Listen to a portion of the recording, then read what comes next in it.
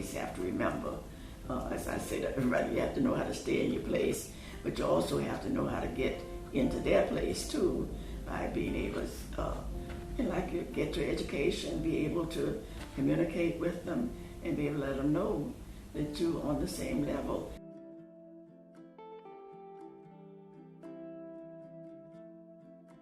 I was reared here in Coconut Grove, born December 17, 1926, and we lived on Charles Avenue at 3382 Charles Avenue.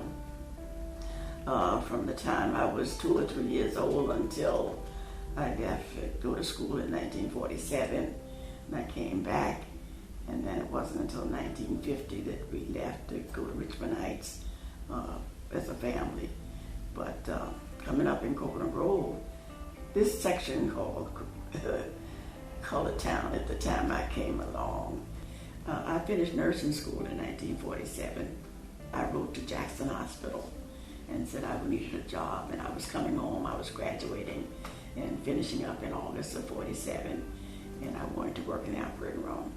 So they sent me a letter hiring me. So I came home and went to Jackson with this letter in hand and said, I'm Thelma Anderson, and I'm supposed to be working in the operating room. And they looked at me and they were shocked, I guess, because they thought I was white. The Anderson didn't come up as a colored name, I guess. So they said, Nurse Anderson, we're sorry, but you can't work in the operating room. But if you work on the colored floors and get some experience, maybe one day you'll be able to work in the operating room. And I said, I don't want to work on no colored floors. And Mama said, girl, you got to work, so you better take that job. So I went, I took the job, and sure enough, I was working on the colored floors and discovered that they were calling the colored nurses nurse. The white nurses could be Miss. If I was white, I'd be Miss Anderson. Because I was colored, I was Nurse Anderson. And I said, well, at my school, they taught me that I was Miss Anderson, and I went before I turned 18, and they was calling me Miss Anderson, so I'm not about to call myself nurse. And the colored nurse, a lot of people think I was the first colored nurse there. There must have been at least 10 other colored nurses already there at Jackson working.